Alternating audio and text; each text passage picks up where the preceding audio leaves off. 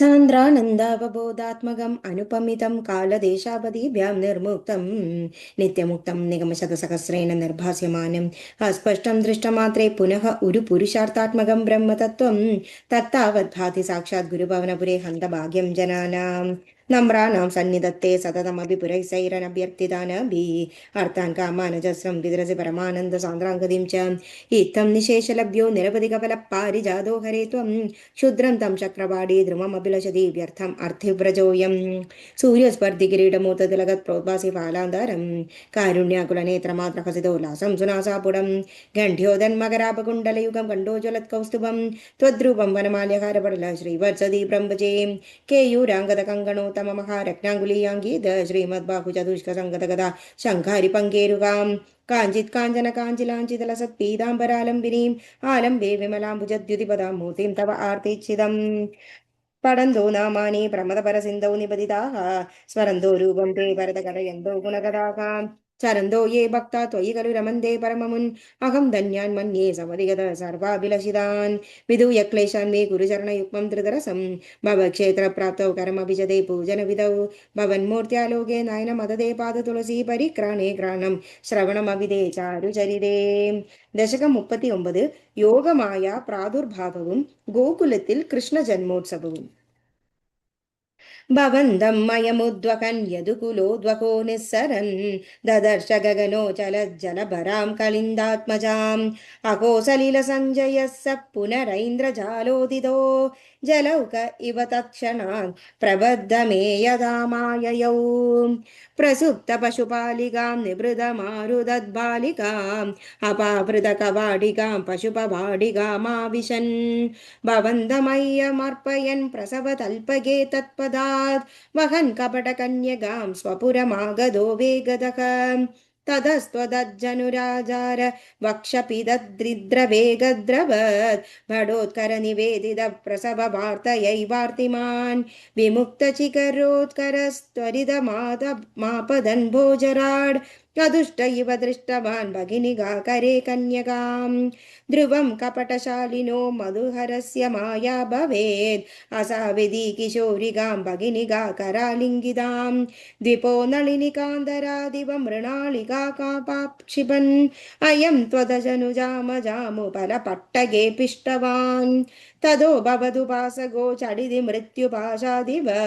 प्रमुच्य तरसैव सा समधीरूढरूपान्तरा अधस्तजलमजक्षुमि विकसदष्टबाहुस्फुरन् महायुद्धमगो गदा किल विहाय साधिद्युते नृशंसदरकं सदें किमु यक्मया विनिष्पिष्टया बभूव भवन्दन्तः क्वचन छिन्द्यतां ते हितम् इति त्वदनुजा विभो कलमुदीर्य तं जग्मुषी मरुद्गणपणायिदा भुवि च मन्दिराण्येयुषी प्रगे पुनरगात्मजा वजनमीरिदा भूभुजा प्रलम्बभगपूदना प्रमुखदानवामानिनः भवन्निधनकाम्यया जगति बभ्रमुर्निर्भयाः कुमारकविमारगा किमिव दुष्करं निष्कृपैः ततः पशुपमन्दिरे त्वयि मुकुन्दनन्दप्रिया प्रसूतिशयने शये रुदति किञ्चिदञ्चत्पदे विबुध्य वनिता जनैस्तनय सम्भवे घोषिते मुदा किमु वदाम्यहो सकलमाकुलं गोकुलम् अहो खलु यशोदना नवकलाय चेदोहरं भवन्तमलमन्दिगे प्रथममापि बन्द्यादृशा पुनस्तनपरं निजं सपदि वाययन्त्या मुदा मनोहरत्तनुस्पृशा जगति पुण्यबन्धोजिताकां भवत्कुशलकाम्यया सकलु नन्दगोपस्तदा प्रमोदभरसङ्कुलो द्विजकुलाय निं किं नाददात् तदैव पशुपालका किमु न मङ्गलं ते निरे जगत्त्रितयमङ्गल त्विमिह पाहि मामयात्. दशकं 40. पूतनामोक्षम्.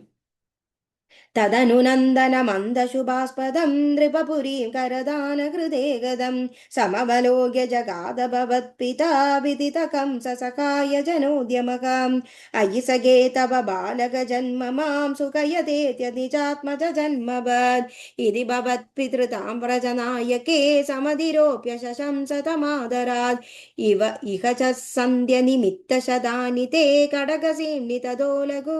गम्यताम् इति च तद्वससा व्रजनायको भवदपायभियादृतमाययौ अवसरे खलु तत्र च काचन व्रजपदे मधुराकृतिरङ्गनां तरलष्टपदलालितकुन्तला कपटपातकते निकटं गता सपदि सा कृतबालकचेतना निशिचरान्वयजा किल पूतनां व्रजवधूष्विककेयमिति क्षणं विमृशतीषु भवन्दमुपाददे ललितभावविलासहृदात्मभिः युवतिभिः प्रतिरोधमुवाकृता स्तनमसौ भवनान्दनिषेदुषी प्रददुषी भवते कपटात्मने समधिरुह्यत गन्धमशङ्कितः त्वमदबालकलोपनरोषितः महदिवाम्रशवं कुचमण्डलं प्रतिचुचूषिद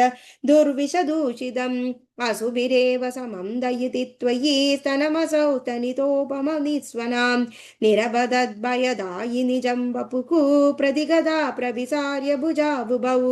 भवदघोषण भीषण विग्रह श्रवण दर्शन मोहितवल्लभे